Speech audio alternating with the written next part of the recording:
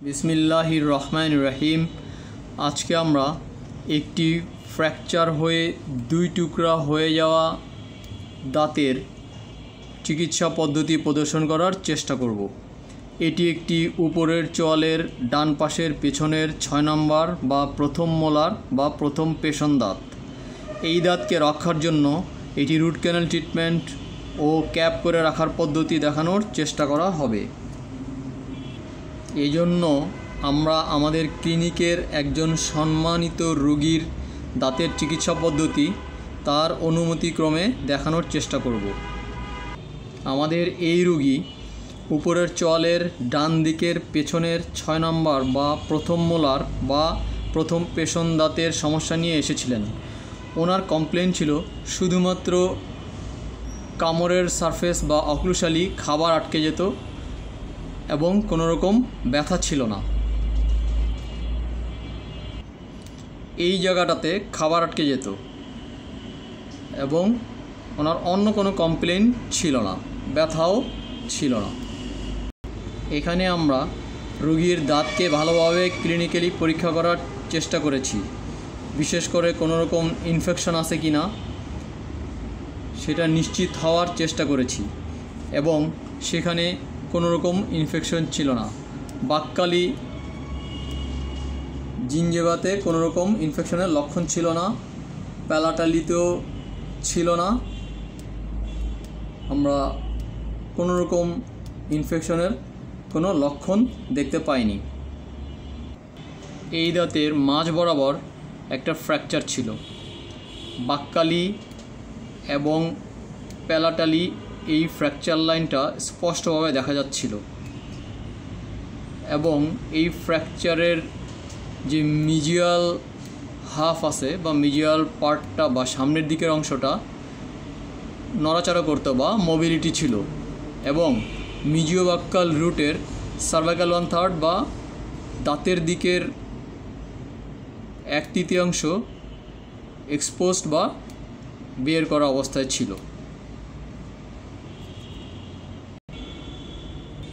অক্লুশাল cavity বা কামড়ের দিকের গর্তে ফিলিং করা ছিল, কিন্তু ফিলিংয়ের বেশিরভাগ অংশই ক্ষয় হওয়া অবস্থায় ছিল।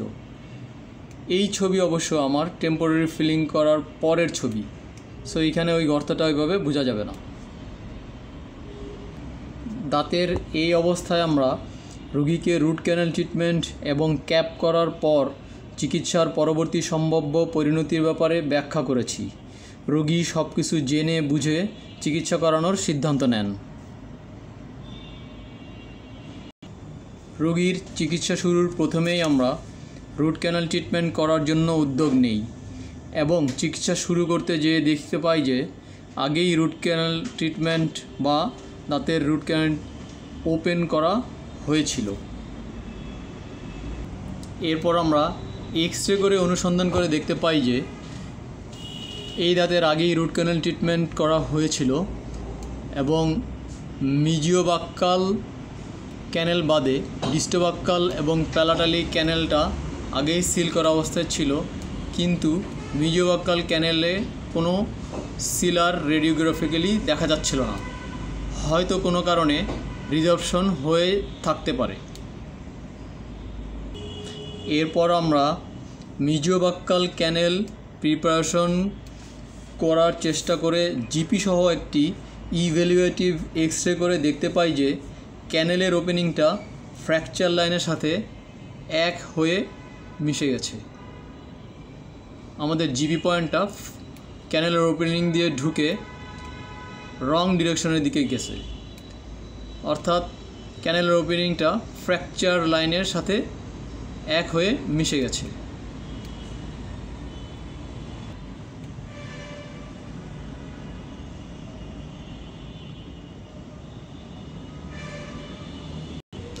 আমরা একটু খেয়াল করলে দেখতে পাবো যে এই যে ক্যানেল যাচ্ছে এইদিকে, কিন্তু আমাদের জিপি পয়েন্টটা এই দিকে চলে গেছে।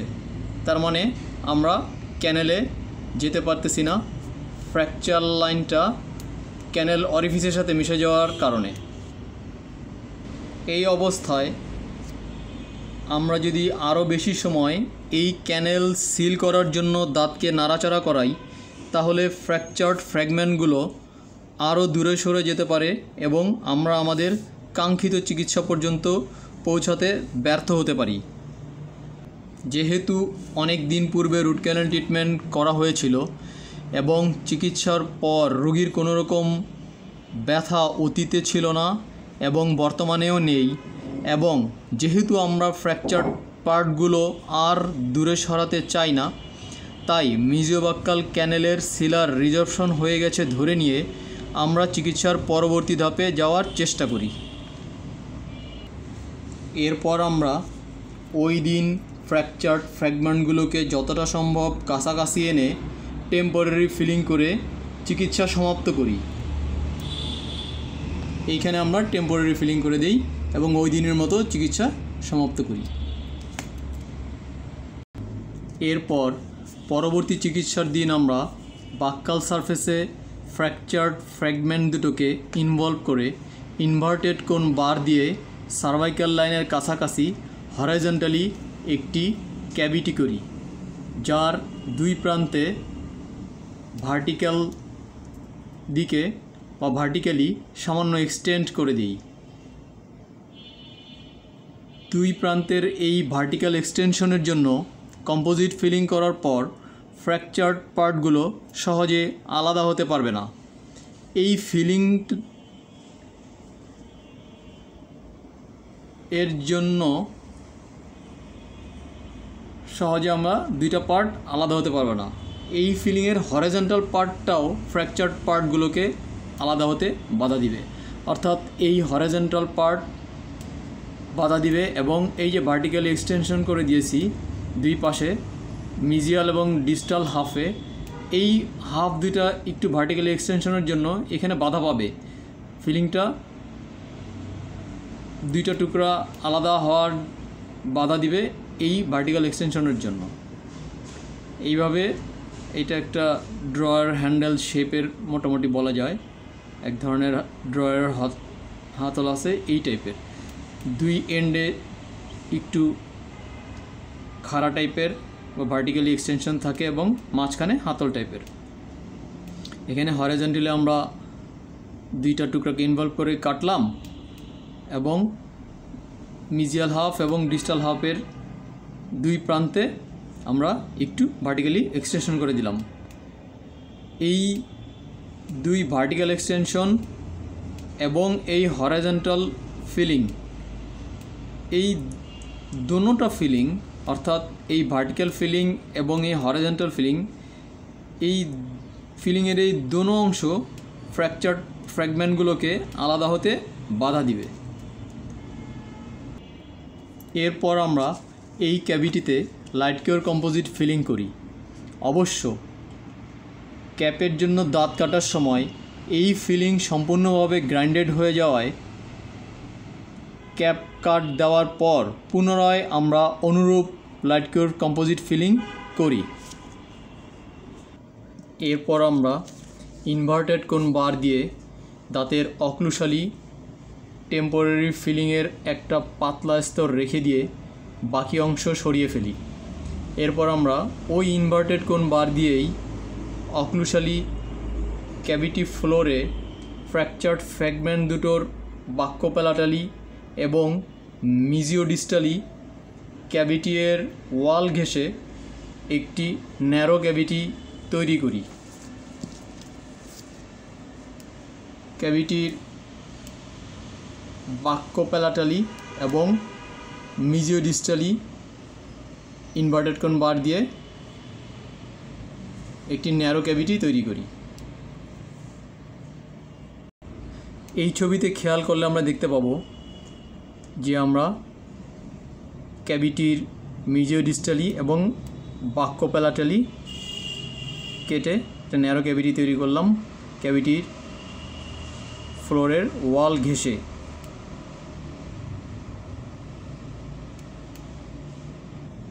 এখানে অক্লুশাল ক্যাভিটির বাক্যোপ্যালাটাল এবং মিজিওডিস্টাল ক্যানেলগুলো ফ্র্যাকচার্ড ফ্র্যাগমেন্টগুলোকে আলাদা হতে বাধা দিবে।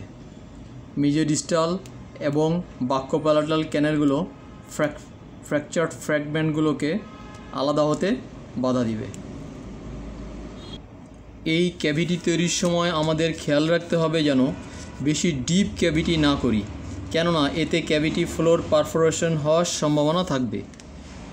এই ক্যাভিটিটা স্টেপলার পিনের মতো ফ্র্যাকচারের 2 টুকরাকে আটকে রাখবে। স্টেপলার পিনের যেমন 2 পাশে 2টা লম্বভাবে দণ্ড থাকে, এই ক্যাভিটির গভীরতাটাও 2 পাশে এইভাবে স্টেপলার পিনের মতো হোল্ড করে থাকবে যখন আমরা এইখানে ফিলিং করব, জিআই ফিলিং করব।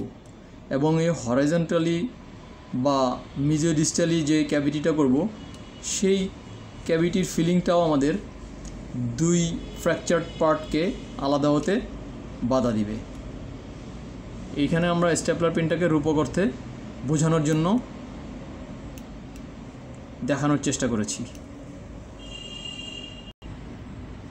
এরপর আমরা গ্লাস আনামার ফিলিং দিয়ে অক্লুশাল ক্যাভিটিটা ফিল করি। এখানে গ্লাস আনামার ফিলিং দিয়ে আমরা ফিলিং করে দিই। এরপর আমরা দাঁতকে ক্যাপের জন্য কেটে অ্যালজিনেট ইমপ্রেশন দিয়ে মডেল বানাই এবং একটি ফুল মেটাল ক্যাপ তৈরির জন্য ডেন্টাল ল্যাবরেটরিতে পাঠাই।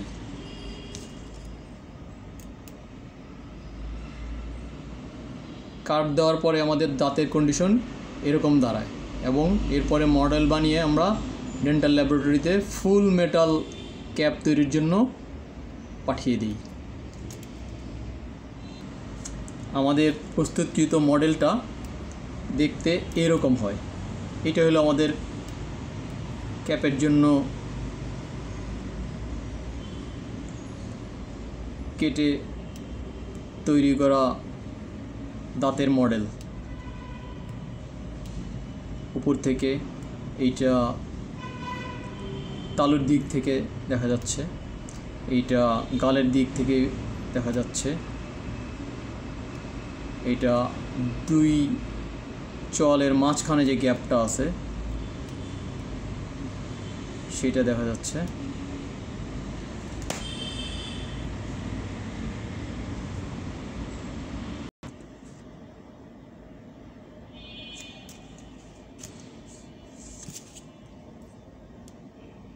দুই চলের মাঝখানে গ্যাপ আমরা এতটুকু রেখেছিলাম যাতে ক্যাপটা সুন্দরভাবে বাইটের সাথে মিশে যেতে পারে। এরপরে আমরা এই ক্যাপটি পেয়েছিলাম। এটি অক্লুশাল ভিউ বা কামরের সারফেস। এইটা ক্যাপের ভিতরের ভিউ, অর্থাৎ যেই সারফেসটা দাঁতের সাথে লেগে থাকবে সেই সারফেসের ভিউ। এইটা গালের দিকের অংশসহ কামরের সারফেস, বাক্কাল সারফেস প্লাস অক্লুশাল সারফেস। এইটা আমাদের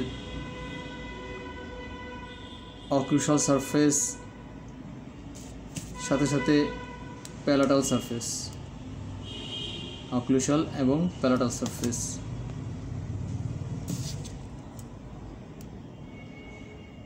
এটা প্যালাটাল সারফেস এবং এটা অক্লুশাল সারফেস। এটা মিজিয়াল বা সামনের দাঁতের সাথে লেগে যাওয়া সারফেস এবং অক্লুশাল সারফেস।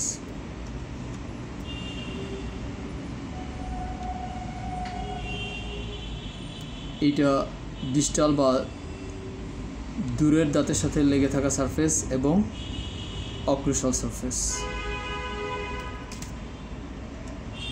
এইটা আমরা দাঁতের যে থিকনেস বা পুরুত্ব মাপি, এই ক্যাপের পুরুত্ব মাপার জন্য স্কেল দিয়ে আমরা মাপি। সেখানে আমরা চেষ্টা করেছি মিনিমাম 1 মিলিমিটার থিকনেস যেন মেটালের থাকে।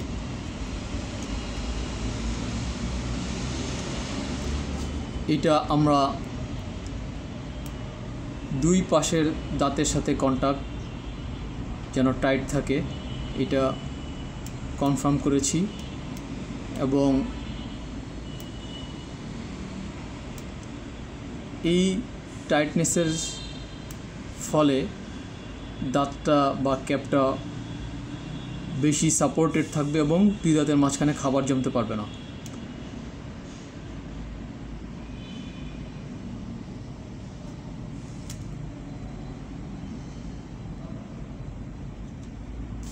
এখানে আমরা দুই দাঁতের সাথে সামনের দাঁত এবং পিছনের দাঁতের সাথে কন্টাক্ট পয়েন্টটা দেখানোর চেষ্টা করেছি এবং গালের দিকের যে সারফেসটা আছে সেই সারফেসটার শেপ এবং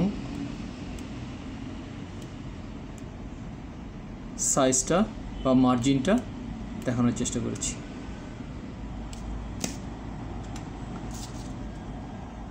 এইটা আমরা অক্লুশাল বা কামরের সারফেস এবং কন্টাক্ট পয়েন্ট প্লাস তালুর দিকের যে সারফেসটা আছে সেটা দেখানোর চেষ্টা করেছি। এইটার দ্বারা আমরা কামড় দেওয়া অবস্থায় কি পরিমাণ কন্টাক্ট থাকবে এবং রিলেশন উপরের দাঁত এবং নিচের দাঁতের রিলেশনটা কেমন থাকবে সেটা দেখানোর চেষ্টা করেছি। তারপর এই ক্যাপটা আমরা রোগীর দাঁতে লাগানোর চেষ্টা করেছিলাম। রোগীর দাঁতে সেট করার পর আমরা যদি খেয়াল করি তাহলে দেখতে পাবো যে ক্যাপের মার্জিন সাবজিঞ্জয়ভালি বা মাড়ির ভিতরে সুন্দরভাবে ঢুকে আছে, অর্থাৎ ফ্রি জিঞ্জয়ভা সুন্দরভাবে ক্যাপকে কভার করে আছে। প্যালারালিও ক্যাপের মার্জিন ফ্রি জিঞ্জয়ভার ভিতরে ঢুকানো ছিল, সুন্দরভাবে ক্যাপের মার্জিনটা মাড়ির ভিতরে ঢুকানো আছে এবং ফ্রি জিঞ্জয়ভা ক্যাপের মার্জিনকে কভার করে আছে। আমরা সামনের এবং পিছনের দাঁতের সাথে কন্টাক্ট পয়েন্টগুলো খেয়াল করলে দেখতে পাই যে ক্যাপটি টাইটলি অ্যাডজাসেন্ট দাঁতগুলোর সাথে লেগে আছে, অর্থাৎ সামনের দাঁতের সাথে এবং পিছনের দাঁতের সাথে সুন্দরভাবে টাইটলি লেগে আছে, যাতে আমরা ক্যাপটার সাপোর্টও পাবো এবং দুই দাঁতের মাঝখানে খাবারও জমতে পারবে না। মার্জিনটা সুন্দরভাবে মাড়ির ভিতরে ঢুকে আছে এবং কন্টাক্ট পয়েন্ট সামনে এবং পিছনে টাইটলি লেগে আছে দাঁতের সাথে। আমরা এই ছবিটাতে খেয়াল করলে দেখতে পাবো যে কন্টাক্ট পয়েন্টটা টাইটলি সামনের এবং পিছনের দাঁতের সাথে লেগে আছে। এর ফলে ক্যাপটাও সাপোর্ট পাবে এবং দুই দাঁতের মাঝখানে খাবারও ঢুকতে পারবে না। একইভাবে এই দাঁতেও খেয়াল করলে দেখতে পাবো সামনের দাঁতের সাথে টাইটলি লেগে আছে এবং পিছনের দাঁতের সাথে টাইটলি লেগে আছে। এইভাবে ক্যাপ লাগানোর পর আমরা রোগীকে খুব বেশি শক্ত খাবার এড়িয়ে চলার পরামর্শ দিতে পারি, যাতে লম্বা সময় ক্যাপটা ভালো থাকে।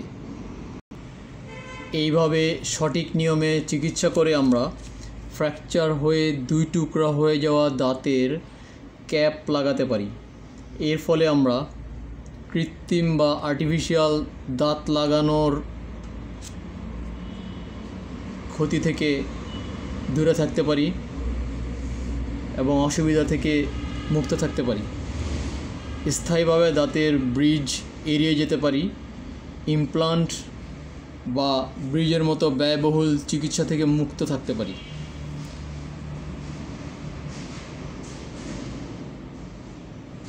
আমরা ব্রিজ থেকেও এড়িয়ে থাকতে পারি বা ইমপ্লান্ট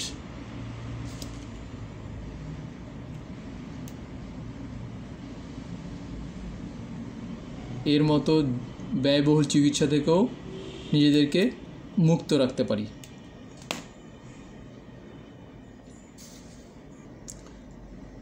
আমরা অন্যান্য চিকিৎসা পদ্ধতিতে না যেয়ে আমাদের মূল্যবান সময়ও বাঁচাতে পারি, কেননা এই দাঁত ফেলে ক্ষতস্থান শুকানোর পর দাঁত লাগানো বা দাঁতের ব্রিজ লাগানো বা এই দাঁতের ফেলে ইমপ্লান্ট করা এসবই সময় সাপেক্ষ।